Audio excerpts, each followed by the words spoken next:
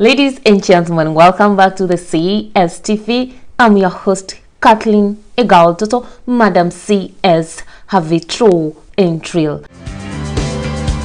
The striker today focuses on conflicts and violence in some parts of the country, especially the northern parts of Kenya and some parts of the Rift Valley. Now, why I'm looking at the conflicts in these particular areas, it is because for a long time possible, we have had fights, banditry attacks that have claimed lives, led to destruction of property, displacement, destruction of schools, health centers, and so forth. Now, the government for a long period of time has promised to restore peace so that these inter-clan fights, bandit attacks, ethnic conflicts can actually come to an end.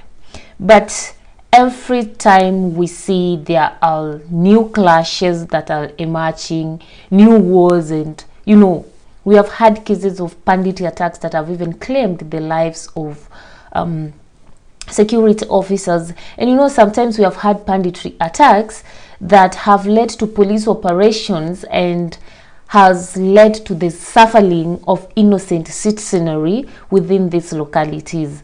Now, I want us to look at this particular clip because I felt like the reason as to why these clan conflicts, ethnic conflicts are never coming to an end has to be associated with lack of political will of local leaders to end these conflicts. I want us to look at this particular clip.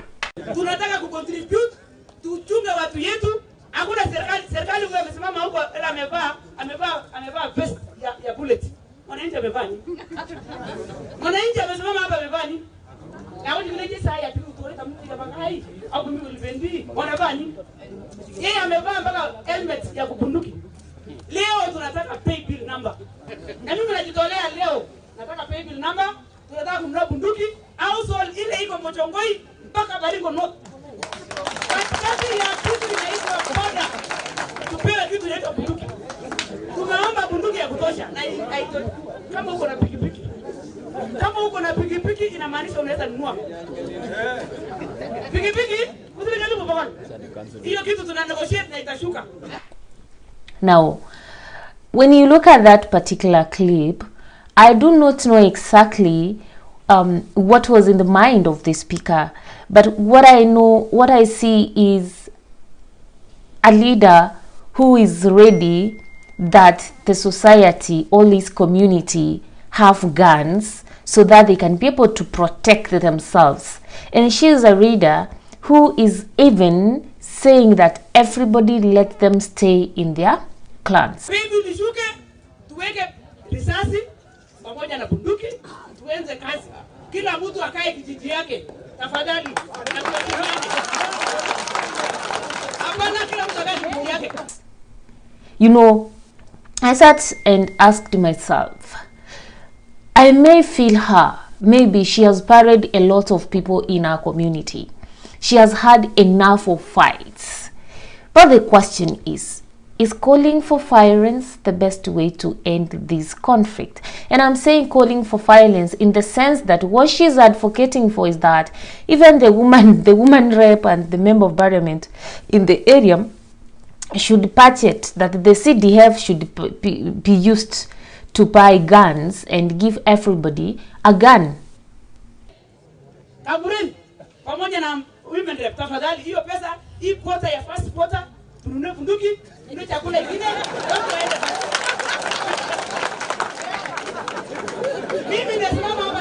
to take care of themselves. Does it mean that actually the government cannot be able to offer security in these areas? To an extent, now leaders feel like their people should be given guns to take care of themselves.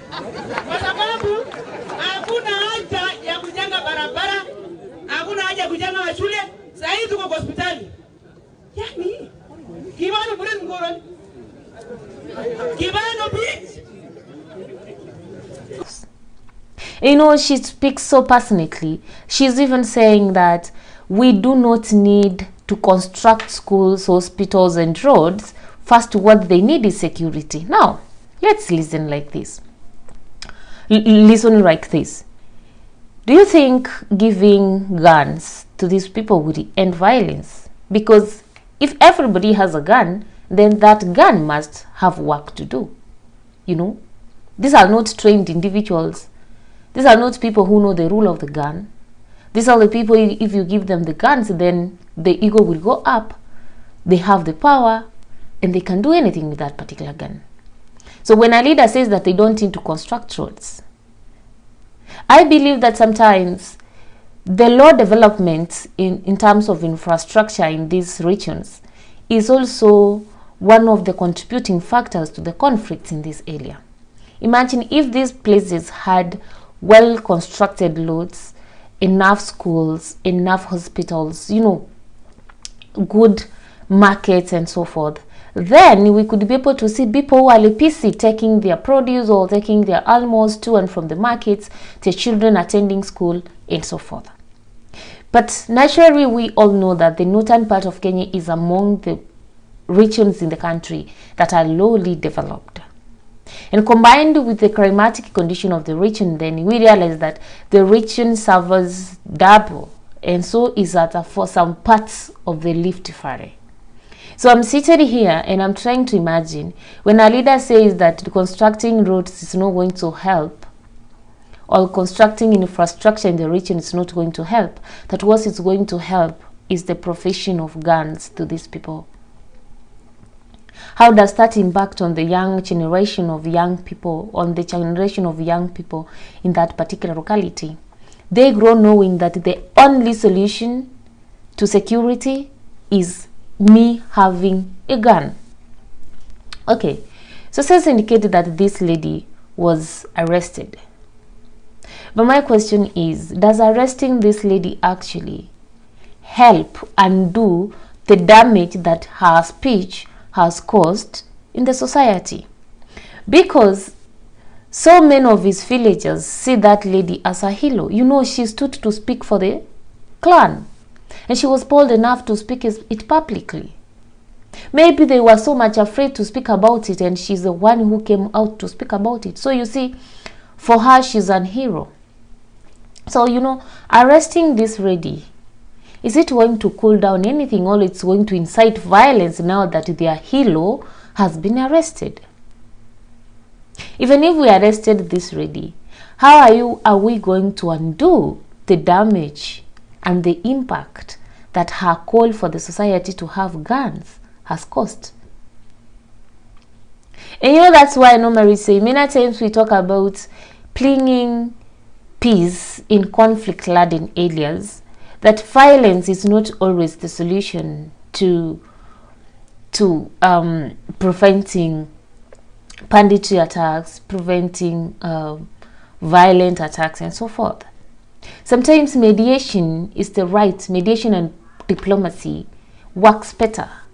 And this starts from the grassroots mobilization and the creation of awareness of what actually peace implies among the people, and how the society can develop when actually there is peace as compared to the damages that violence causes.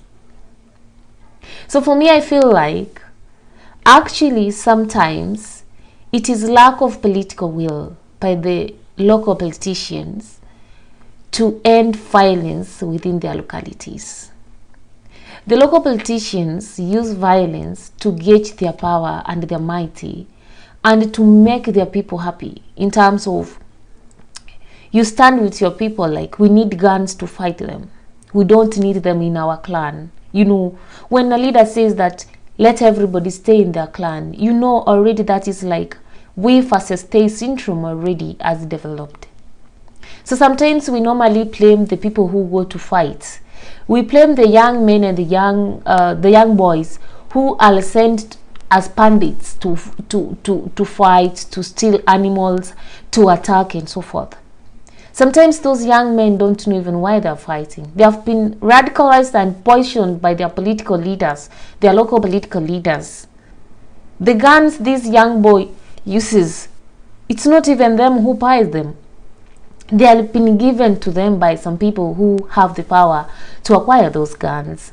So it's, for me, it's a call that before we even do operations to war and defeat the local people who are involved in banditry, can we start by streamlining the mouths of our politicians?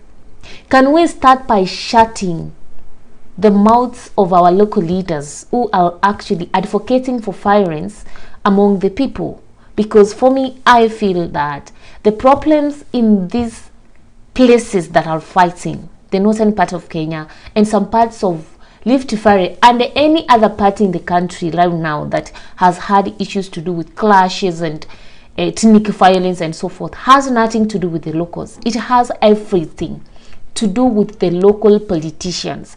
And therefore it is my call that my people, as we head to 2022 general elections, we are likely to see most of these readers coming now to tell us we need this to fight these people.